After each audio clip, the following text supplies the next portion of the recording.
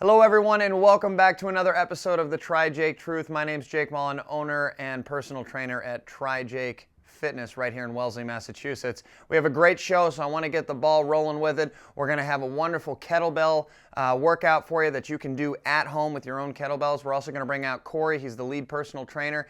And he's also an integrated nutritionist. He's going to talk a little bit about why breakfast is important and maybe easy ways for you to integrate breakfast into your everyday routine. We're also going to bring out Dr. Jennifer Hyde. She's going to tell us a little bit about what motivates her to keep moving, because as we all know, we all intend to do the right thing, but rarely is there follow through, and she's going to help us understand a little bit about how to live a healthy lifestyle. And we're also going to talk a little bit about snow running, winter running, ways that you can keep doing what you love doing safely. So stay with us. This is the TriJakeTruth.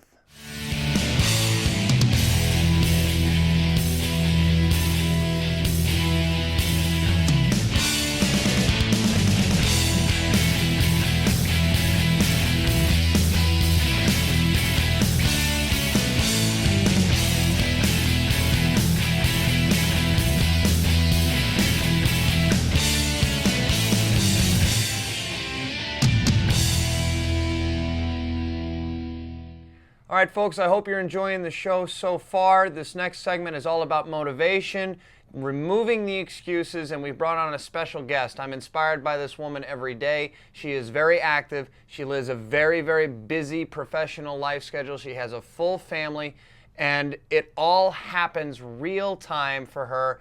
Dr. Jennifer Hyde is going to be joining us today, and she's going to tell us a little bit about what motivates her, what moves her, and what keeps her going. Jen, thanks for coming.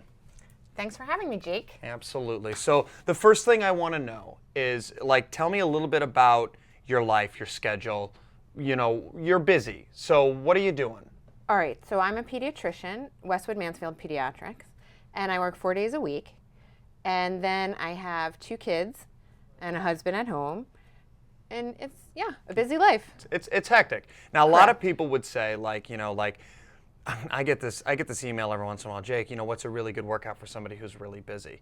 And it kind of makes me mad every once in a while. I'm just like, we're all busy. Everybody has these lives. And something that I oftentimes say is make fitness a priority, or fitness is not a luxury. I say these things. So you have prioritized fitness. I know that you do a lot of things. You cycle with us at Cycle Bar. You train with me at TriJake Fitness. In fact, we just came from the gym to come down here and talk about this. So I really appreciate that. And now here we are squeezing this in. So we make time for things. So how do you prioritize this? What is your big secret that you can make some enemies out there? Remove the excuse. Tell us what you do.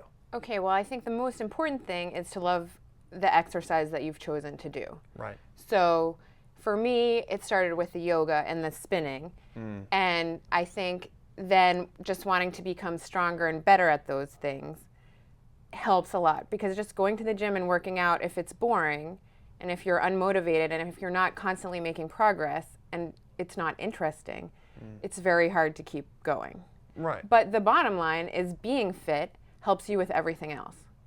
So to keep your mind focused and clear and juggle all the things you need to do, you just have to be strong everywhere. I understand. You're almost saying, in order to perform better in everyday life, you got to take the stepping stones of fitness to help you get there, right? That's right. Sort of something. And I'll even go so far as to make a statement, something along the lines of, if you were to start to put things in front of your fitness routine, those are probably going to be the first things that are going to suffer from not doing the fitness. So, your work and everyday life. Right. And I think in my life, like in a lot of people's lives, it's about taking care of other people. And you can't do that if you're not taking care of yourself. Yeah, that's right. It starts at home. Right. Home base one. Well, that's wonderful. What is your favorite thing to do fitness wise? My favorite thing is yoga. Your favorite thing is yoga. That is okay. That is okay. Tell me a little bit about yoga. Well, I love yoga because it's a continuous learning process, and you can keep getting better and you can progress. And when I started, I couldn't touch my toes, and I never thought I would be able to do all the crazy things that the teachers were doing. And now I can do them, and there's still more that I want to do, so there's always a goal to try to reach. And I think part of yoga that I like also is working on training the mind and learning how to stay focused and calm, which when things are stressful and hectic comes in very handy. Yeah, yeah. Yoga's wonderful. I like yoga, and I know that you do indoor cycling as well at Cycle Bar, formerly Spinergy Indoor Cycling. You take a few of my classes there, as well as others. And of course, we do strength training at TriJake Fitness right here in Wellesley, Massachusetts. Right. Which is great. It's a wonderful place, isn't it? Yes, it's a wonderful place. Yeah, we love it over there, and we have a lot of fun. We try to keep fitness as fun. Of course, we know fitness isn't always easy, but it certainly is fun. Well, I am inspired by you because you are very busy. You carry a workload. You have a family life, and you still make this priority to get out there and do things. And I would say, above all things, I think what you really do well at is you take action, and what I love about that is you don't think about it. You just kind of like step into it. Like something I oftentimes say when I consult people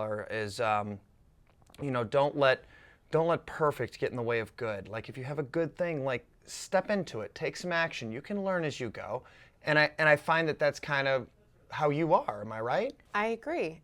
It's important to get started is the main thing. I think for a lot of people, just the beginning is hard.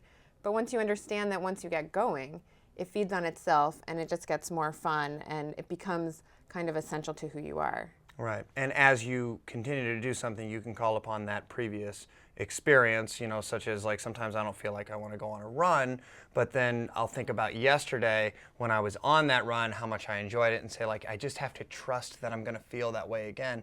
And usually that is what happens. I'll be like 2 miles in and I'll say like, oh yeah, I do love doing this. I'm so happy that I actually did it. And right. I think also it's important to have the support of your family. Right. I mean, without them, it's important that your family understands that it's something you need to do. Mm-hmm. And so when you're not in the mood and you say to them, I think I'm going to skip, in my house, when I say, I think I won't go to yoga today, and my kids say, no, you need to go.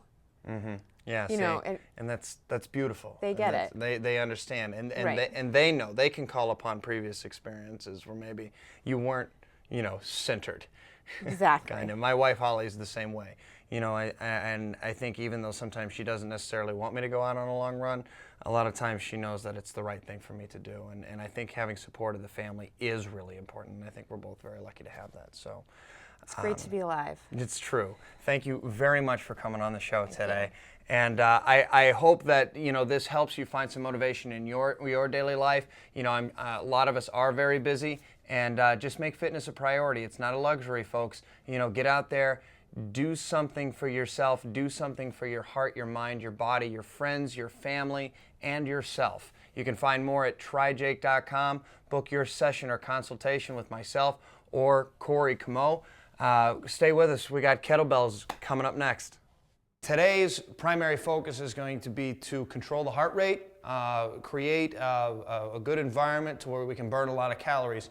And I know a lot of you may be at home and you don't have a whole lot of space, or maybe you don't have a whole lot of equipment. But if you go to really any outlet store or anything like that, even online, you can definitely find what we're going to use today. Our only piece of equipment that we're going to use today is this kettlebell. Right here, and this is just a big old hunk of iron, and we're just going to toss it around a little bit. So this is a TriJake Fitness calorie burn kettlebell workout coming from you. We're going to do 5 exercises. In between each and every exercise, we're going to do 10 push-ups. All right, good solid push-ups. Okay, so this is not exactly for the beginner. We're going to be doing some good moves, and we're going to be putting some good stuff together for you. So hopefully hold on tight, and if you just want to watch it and then go back and do it and study it, this is a great workout for you to do at your local gym or even in your living room. So the first move we're going to do is a kettlebell deadlift. Okay, now some of you may be familiar with the deadlift. A lot of people are scared of deadlifts anymore. But there's been a lot of great programs that have really reinstituted the deadlift as part of the workout.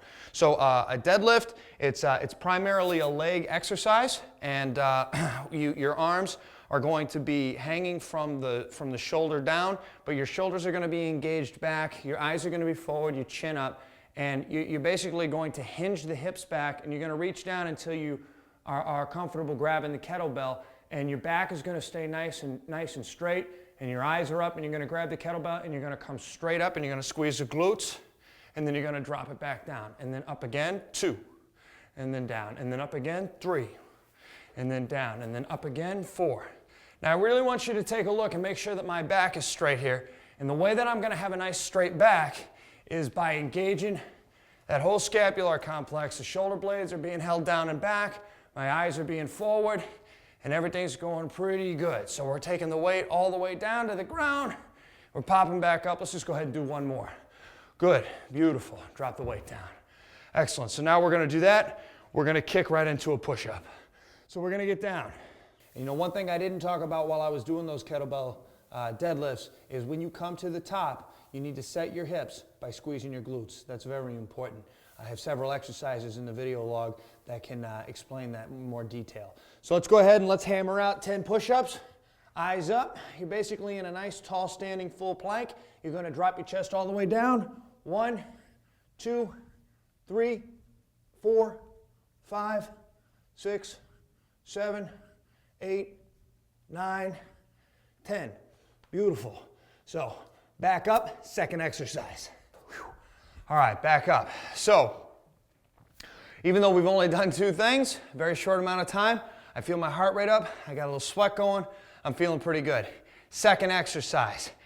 Very similar. It's going to start like the deadlift, except it's called a kettlebell high pull. And if you're familiar with upright rows, that's pretty much what we're doing here. It's an upright row. You're going to bring the weight up nice and high. We're going to do 10 of these.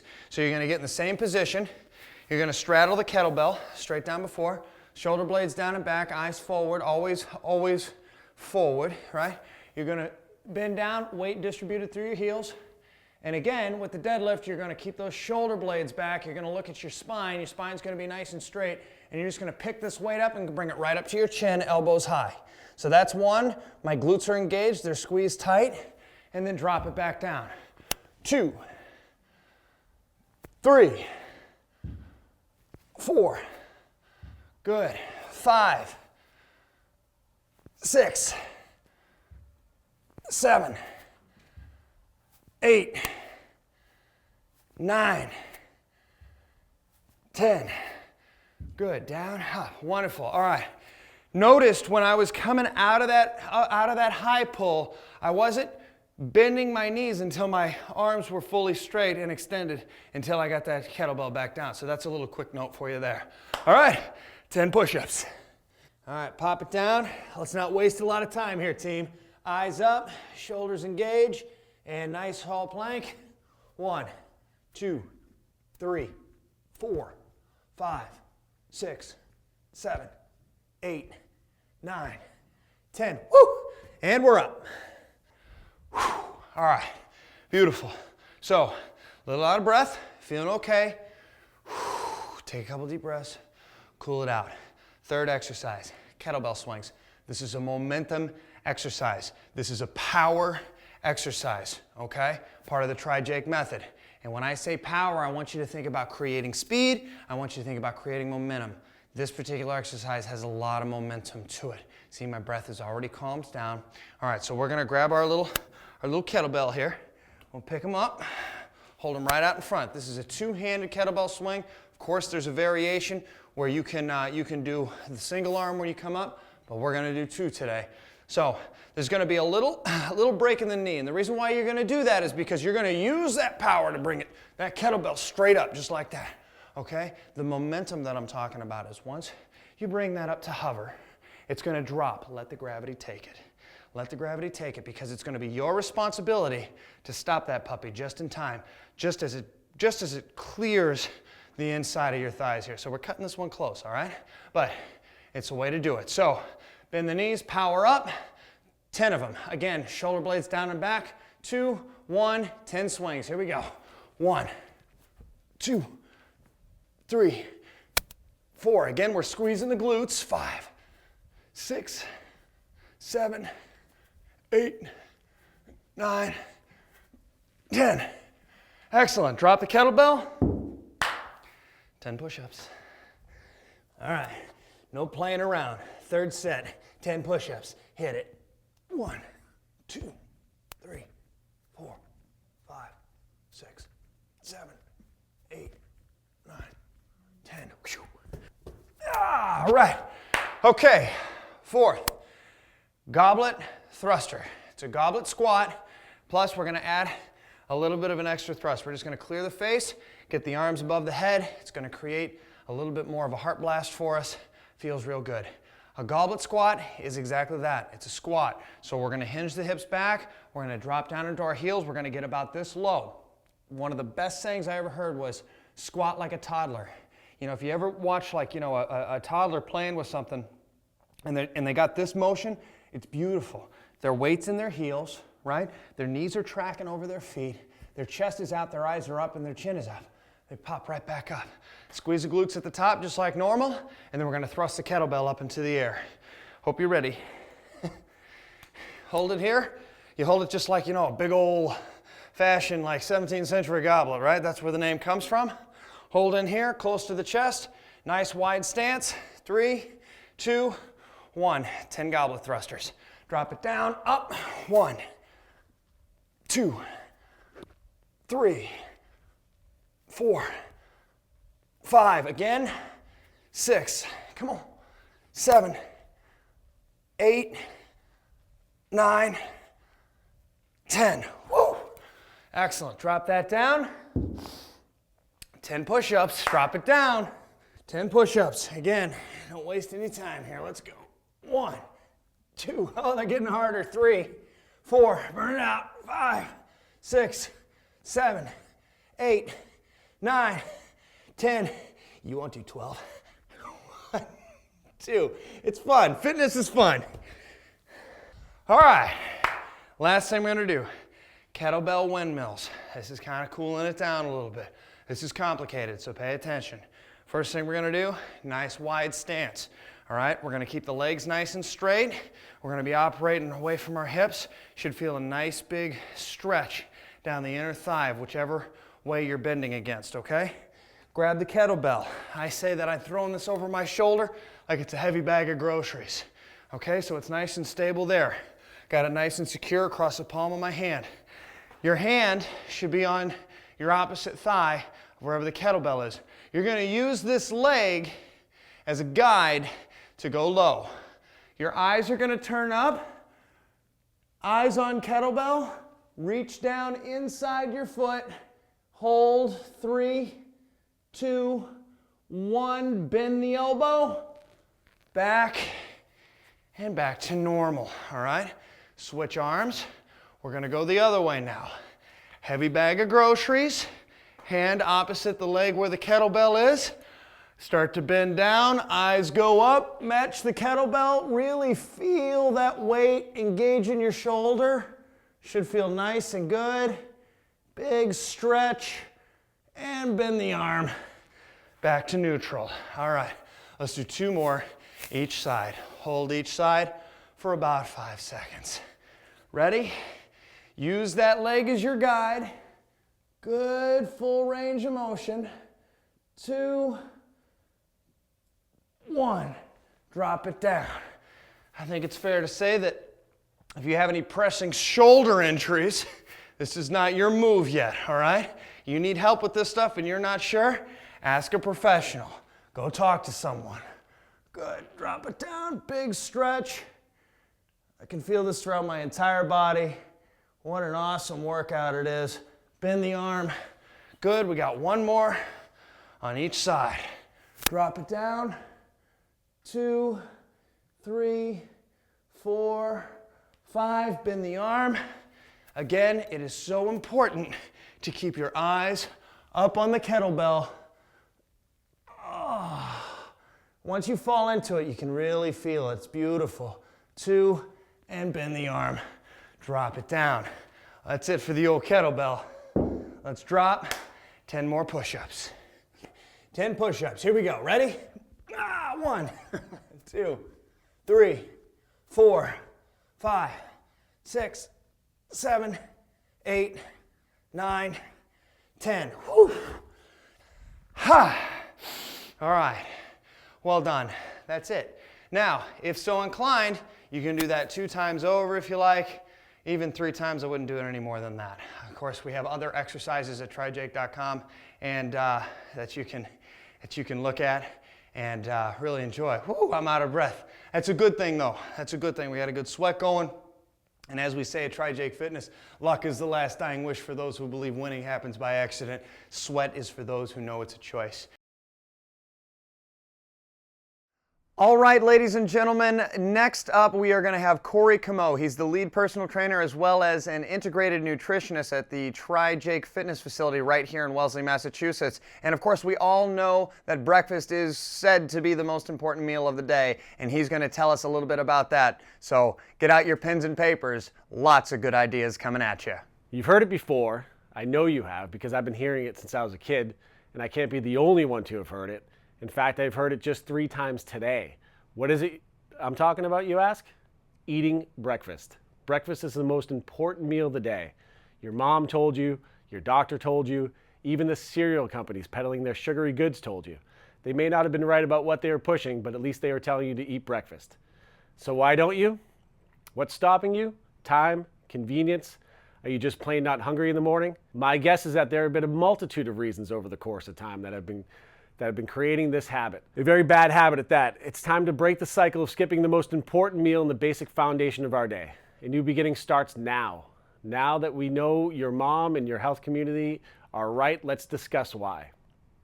Breakfast gives us the energy we need to navigate the beginning of our day. The decisions we make in the morning are no less important than the decisions we make throughout the day. So why treat them as such? Why not give yourself the best chance possible to succeed, be engaged, be present, and be alert?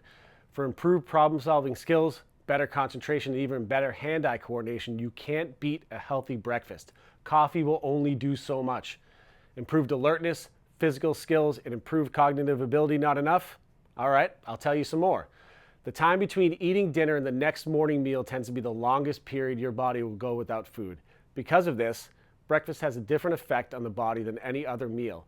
Eating within an hour or two of waking up shifts the way you metabolize blood sugar for the entire day.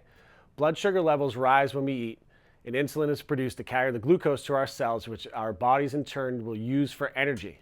We eat breakfast to stabilize the balance of glucose and insulin levels to avoid spikes and subsequent dips. This has meaningful and beneficial consequences on metabolism and overall health. If this is not in balance, we are now in a prolonged abstinence from solid food. We have a much greater chance of overeating at our next meal. Overeating at our next meal comes with its own host of long-term effects, some of which may include diabetes, high blood pressure, high cholesterol levels. The spike, dip, and balance subsequent overeating have long-term effects in our body, as well as short-term effect of slowed metabolism, potential of weight gain. Eating breakfast, simply put, is the single best way to set ourselves up for success throughout the entire day. Now that we know, and now we know some of the reasons why, let's make sure we are on the same page when it comes to what constitutes breakfast. A healthy breakfast is not. It is not a cup of coffee and a donut. The coffee's all right, maybe just not the donut. It is not a sugar-laden bowl of cereal. It is not a glass of fruit juice and store-bought granola. What is it? It's things like oatmeal with fresh berries. It's scrambled eggs. Scrambled egg whites might even be better, with sprouted grain bread or fruit salad sprinkled with quinoa, Greek yogurt, and honey. You really want breakfast that has good carbohydrates, fiber, and protein. Pressed for time in the morning, there's no longer an excuse. There are recipes that we can make the night before for quick, healthy grab-and-go breakfast in the morning. I like a peanut butter overnighter or a mixed berry parfait, pecan quinoa parfait, or even banana protein smoothie. There are so many ways to start our day healthy. I want you to do it. I'm here to help. Come along. Hi folks, and happy winter to everybody out there in Wellesley, Massachusetts. It's no secret runners are pretty stubborn. In fact, we usually won't let anything stand between us and our training, not snow bands, icy conditions, or even snow plows. We read articles and books about the length of endurance and the power of perseverance through a training routine, and how training through such extreme conditions can make race days easier and less daunting. I once read an article about a guy who put a treadmill in a sauna to simulate desert heat. I get it. Believe me, I get it. But can we please be safe? Maybe when conditions are icy, dark, and the snow is plowed up over the top of your head, that's not the day to run down that particular road. Don't ever stop. Run if you can, walk if you must, crawl if you have to, but always keep moving forward. That being said, I see too many runners around the city running down the road because the sidewalks aren't clear. and it's their usual route. Take a little extra time and plan a different route. Embrace the race and stay patient. Enjoy the run. That's why I run. Why do you? Here are 5 safety tips to follow during the next few weeks of winter. Number 1, stay away from traffic if you don't have an escape route. Number 2, look out for high snowbanks and slow down at the corners. Number 3, keep your knees high over ice and slush. This will improve your traction.